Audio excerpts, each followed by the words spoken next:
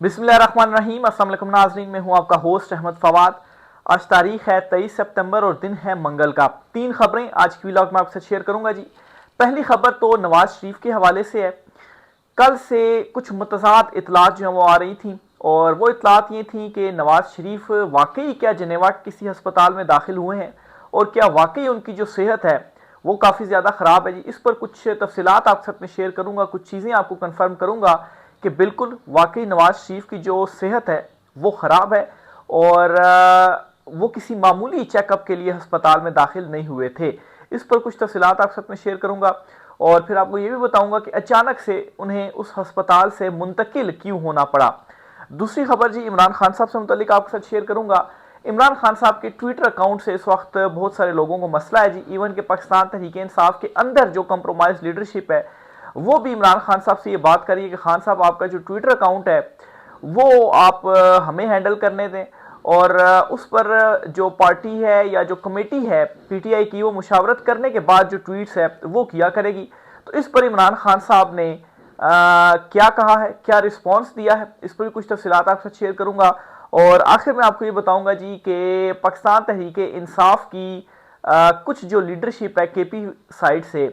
उन्होंने कुछ ऐसे इकदाम उठाए हैं जिसके बाद ऐसा महसूस हो रहा है जी कि इमरान खान साहब की रिहाई के लिए सीरियसली जो कोशिशें हैं उनका आगाज़ हो चुका है। क्या कोशिशें की जा रही हैं इस पर कुछ तफसीलात हैं वो भी आपके साथ में शेयर करूंगा। तो पहली खबर जी नवाज शरीफ साहब जो हैं उनके हवाले से आपको बताता चलो जी। तो खबर कुछ यूं है जी कि परसों कुछ जो इतलात थी वो सोशल मीडिया के ऊपर गर्दिश हुई कि नवाज शरीफ साहब जो हैं वो किसी अस्पताल में दाखिल हैं जनेवा के और वहाँ से मतलब है कि उस अस्पताल का कौन सा फ्लोर है और उसका कौन सा रूम नंबर है उस तक की जो डिटेल्स थी वो सामने आई। जिसके बाद जो है वो ये तशवीश बहुत सारे हलकों को भी इवन के लाक हुई कि आया मामला आखिर है क्या, नवाज शरीफ जो है वो वहाँ पर दाखिल हैं, क्या कोई वाकई सीरियस उनकी जो सेहत है वो ख़राब है। तो इस पर जी अब ये खबर सामने आई है कि नवाज शरीफ की जो बीमारी है या जो उनकी सेहत है वो ऐसा नहीं है कि वो किसी मामूली चेकअप के लिए उस अस्पताल में गए हों। हाँ, अगर ये कहा जाए कि बिल्कुल ही कोई बहुत ज़्यादा बड़ी बीमारी थी या बिल्कुल कोई ऐसी बीमारी थी कि जिसका कोई इलाज नहीं या कोई मतलब किसी एंड स्टेज पर है तो ऐसा भी नहीं है, लेकिन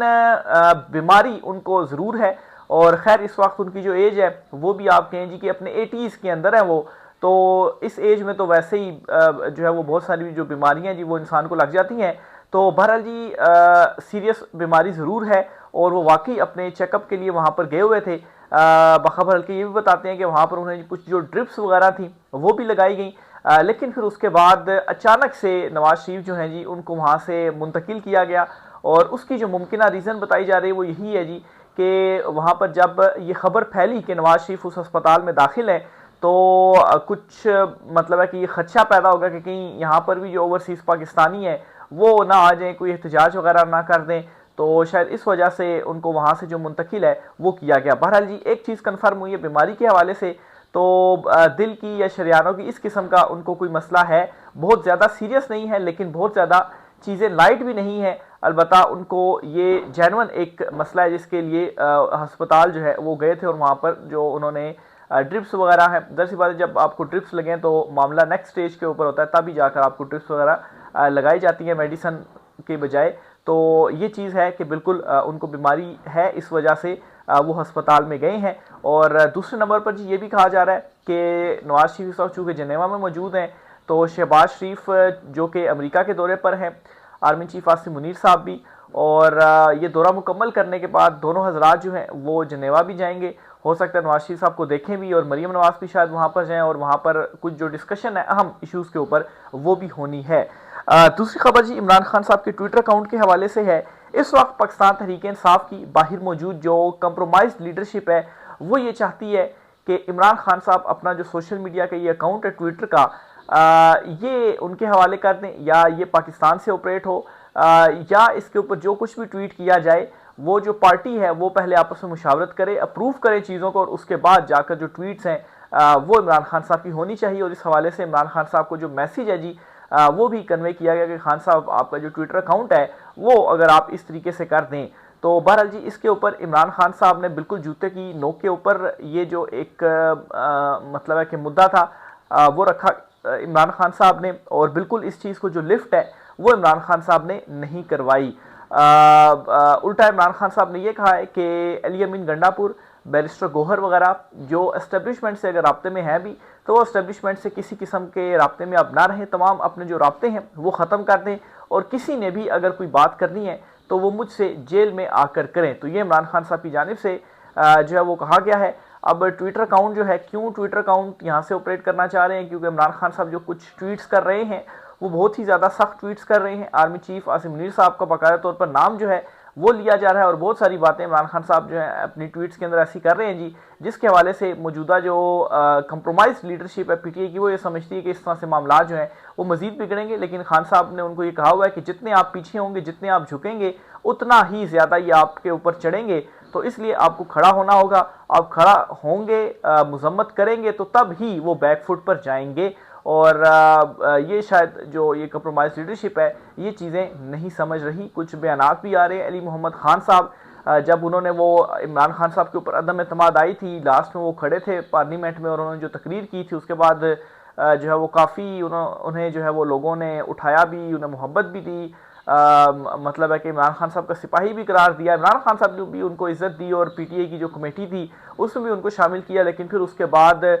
जब से 9 मई और 9 मई के बाद के जो मामलात वगैरह हुए, इवन कि अभी कुछ अरसे के दौरान अली मोहम्मद खान साहब जो हैं वो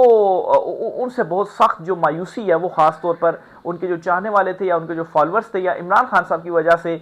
जो उनको चाह रहे थे, वो काफ़ी ज़्यादा उनसे मायूस भी हुए हैं, और मेरे ख्याल से शायद उनके ऊपर गुस्सा भी है। और इमरान खान साहब के का जो ट्विटर अकाउंट है जी, इस हवाले से भी उन्होंने ये चीज़ें कही हैं जी कि मतलब है कि उसे ये तासुर मिला है कि इमरान खान साहब वाकई अपना जो ट्विटर अकाउंट है वो यहाँ से ही ऑपरेट करें, और इस किस्म की जो सख्त ट्वीट्स हैं वो इमरान खान साहब ना किया करें। तो ये जी पाकिस्तान तहरीक-ए-इंसाफ की ये जो कंप्रोमाइज लीडरशिप, जो कि अब साफ साफ नज़र आ रहा है, बैरिस्टर गोहर हो, इमरान खान साहब की ट्वीट्स को रीट्वीट नहीं करते, अली मोहम्मद खान हो, अली अमीन गंडापुर वगैरह हो गए, तो ये अब नज़र आ रही हैं साफ साफ कि ये वाकई कंप्रोमाइज है। और इमरान खान साहब जो है और ये जो तजावीज़ इमरान खान साहब को दे रहे हैं जी ट्विटर अकाउंट के हवाले से, तो इमरान खान साहब ने बिल्कुल जूते की नोक पे रखा हुआ है इन चीज़ों को, और बिल्कुल इन चीज़ों को जो लिफ्ट है वो इमरान खान साहब की जानिब से नहीं करवाई। और मुझे तो ऐसा लगता है जी कि सही वक्त के ऊपर इमरान खान साहब अभी जांच रहे हैं, देख रहे हैं, सही वक्त के ऊपर इन सारों को इमरान खान साहब जो हैं वो निकालेंगे भी पार्टी से। तीसरी खबर जी इमरान खान साहब की रिहाई से मुतल्लिक है। इमरान खान साहब की जो रिहाई है जी, इस हवाले से ऐसा लग रहा है जी कुछ ऐसी कोशिशें, कुछ ऐसी डेवलपमेंट्स हुई हैं कि पाकिस्तान तहरीक इंसाफ की जो कुछ क़यादत है, कुछ तो है ना जी जो कंप्रोमाइज़ है, जो कि अब साफ नज़र आ रही है, कुछ क़यादत ऐसी है जिनमें असद कैसर वगैरह आप ले लें, इनके हवाले से अभी कंप्रोमाइज़ का जो लफ्ज़ है इनके साथ नहीं जुड़ा। तो ऐसा लग रहा है जी कि ये कुछ जो सीरियस कोशिशें हैं वो इनकी जानिब से अब शुरू कर दी गई हैं। अब ये जो जलसा होने जा रहा है 27 सितंबर पेशावर को, इस जलसे को जी असद कैसर साहब की जानिब से नाम दिया गया है रिलीज़ इमरान खान साहब का, और साथ ही साथ उन्होंने बड़ी एक इम्पॉर्टेंट स्टेटमेंट भी दी है। और इस स्टेटमेंट में असद कैसर साहब जो हैं वो ये कहते हैं जी कि एक तो जो हमारा जलसा है इसका जो मकसद है, एक तो रिलीज़ इमरान खान है, और दूसरा जो ऑपरेशन इस वक्त चल रहा है केपी में, इस ऑपरेशन को रुकवाना है। तो ये असद कैसर साहब की जानिब से जो स्टेटमेंट है जी वो आई है। इमरान खान साहब कब से ये कह रहे हैं जी कि केपी जो ऑपरेशन है वो रोका जाए, लेकिन अली अमीन गंडापुर या केपी की जो हुकूमत है उनकी जानिब से अभी तक कोई ऐसी अमली इकदाम जो हैं वो देखने को नहीं मिले। अब कल जो एक जो सान्या है वो हुआ, जिसमें जो सिविलियंस हैं, एक ही ख़ानदान के कई जो अफराद हैं वो उसमें शहीद हुए। अब इसमें भी आप देखें जो कुछ हल्के हैं जी उनकी जानिब से तो कहा जा रहा है जी कि हमने जो दहशतगर्द हैं वो मारे हैं, लेकिन दूसरी तरफ इसकी मजम्मत भी की जा रही है पाकिस्तान तहरीक इंसाफ की तरफ से या असद कैसर साहब की तरफ से। और अली अमीन गंडापुर जो हैं उन लवाहिकीन के लिए उन्होंने 1-1 करोड़ रुपए का जो ऐलान है वो भी किया है। अब यहाँ पर फिर से एक सवाल उठता है जी कि अगर वो लोग दहशतगर्द हैं जिनको जो है वो मारा गया है, तो आखिर फिर अली अमीन गंडापुर साहब जो हैं उन्होंने किसके लिए 1 करोड़ रुपए का जो ऐलान है वो किया है। तो जाहिर सी बात है कुछ तो इसमें ऐसा है जिसकी जो पर्दादारी है वो की जा रही है। इमरान खान साहब की जानिब से ये बात बड़े वाज़ेह अंदाज में अली अमीन गंडापुर को कही गई है, हुक्म दिया गया है कि जो केपी ऑपरेशन है इसको रुकवाया जाए, अपना जो किरदार है वो अदा किया जाए। केपी के हालात वगैरह अगर बिगड़ते हैं इससे, तो उससे फ़र्क या उसका जो इम्पैक्ट है वो इस चीज़ के ऊपर भी आएगा कि पाकिस्तान तहरीक इंसाफ की हुकूमत थी। लेकिन खैर लोग जो हैं वो ये चीज़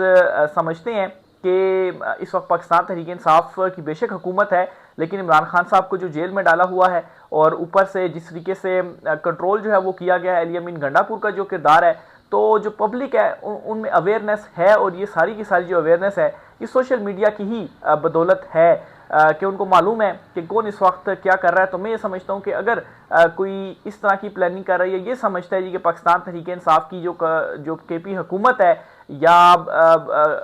मतलब है कि उसके ऊपर सारा मलबा डालने की कोशिश करते हुए ये कहेगा जी कि इमरान खान साहब को वोट ना दिया जाए, मतलब एंड रिजल्ट तो यही हासिल करना है ना।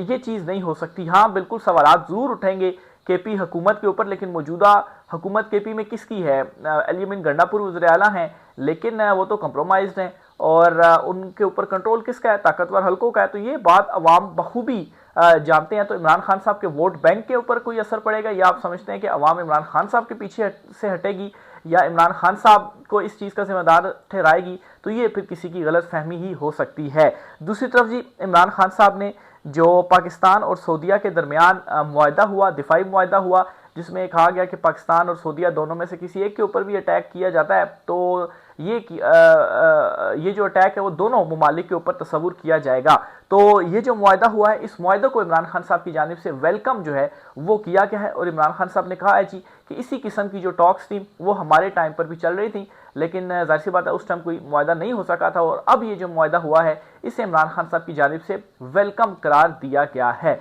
तो ये बहुत ही इंपॉर्टेंट डेवलपमेंट हुई है। इमरान खान साहब की जानिब से वेलकम करना ये बहुत सारे लोगों के लिए हैरानकुन इस तरह से था कि वो ये ख्याल कर रहे थे जी देखें जी हमने तो ये अचीव कर लिया, अब इमरान खान साहब हमारी इस चीज़ की जो मुखालफत है अब वो करेंगे। लेकिन इमरान खान साहब ने इसको वेलकम जो है वो किया है, और इस हवाले से बाकायदा तौर पर इमरान खान साहब ने जो ट्वीट की है उस ट्वीट के अंदर पूरा जो एक पैराग्राफ है वो इमरान खान साहब ने लिखा और कहा है जी कि वो इस मुआहदे को जो है वो वेलकम करते हैं। लेकिन साथ ही साथ उन्होंने ये भी कहा कि उनके टाइम पर भी, उनके दौर में भी इस किस्म की जो टॉक्स थी वो चल रही थी, लेकिन जाहिर सी बात है एकदम से तो मुआहदा नहीं हो जाता, पीछे उसके पूरी एक टॉक्स होती हैं, माहौल होता है, कॉन्टैक्ट्स होती हैं, चीज़ें होती हैं, डेवलपमेंट्स हो रही होती हैं, उसके नतीजे में ही जो फिर बाद में जो मुआहदे हैं वो किए जाते हैं। तो उस वक्त टॉक्स ज़रूर चल रही थी, लेकिन टॉक्स में पहले चीज़ें तय की जाती हैं, इस तरह से होगा, इस तरह से होगा, और फिर उसके बाद ही कोई डेवलपमेंट होती है। तो इनिशिएट वहीं से हुआ, और जब एक चीज़ इनिशिएट करना मुश्किल होता है तो मैं समझता हूँ जी इसका क्रेडिट भी खान साहब को इस तरह से जाता है कि इनिशिएट उनके टाइम पर हुआ, और फिर उसके बाद जब एक मरतबा टॉक्स चल पड़ी तो फिर उसके बाद चीज़ें तय होना ही होना थी। जाहिर सी बात है सऊदीया के साथ हमारे जो रिलेशनशिप हैं बड़े इंपॉर्टेंट हमारे रिलेशनशिप हैं। फिर जो है वो काबा मदीना, और जाहिर सी बात है तमाम जो मुस्लिम्स हैं और हमारे लिए जाहिर सी बात है एक हमारे मुकद्दस मकामात हैं, हम वहाँ पर जाते भी हैं, हज के लिए भी जाते हैं, उम्रे के लिए भी जाते हैं। तो इस हवाले से भी देखा जाए तो बड़ा एक खुशाइन मतलब है कि ये जो मुआहदा है कोई ये नहीं कह सकता कि इसको हम वेलकम नहीं करेंगे। तो इमरान खान साहब की जानिब से भी इस मुआहदे को वेलकम किया गया है। तो ये जी आज की कुछ शाम तफसीलात थी, इस हवाले से मज़ीद जो भी होता है आपके साथ शेयर करते रहेंगे। आज की वीडियो से इतना ही, इजाज़त दीजिए, अल्लाह हाफिज़।